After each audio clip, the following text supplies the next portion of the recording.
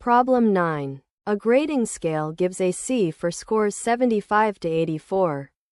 The 15 scores in Mr. Freeman's class were 89, 72, 54, 97, 77, 92, 85, 74, 75, 63, 84, 78, 71, 80, and 90. What percent of the students received a grade of C? The choices are 20%, 25%, 30%, 33 and 1/3%, and 40%. You can pause here and solve the problem before seeing the solution.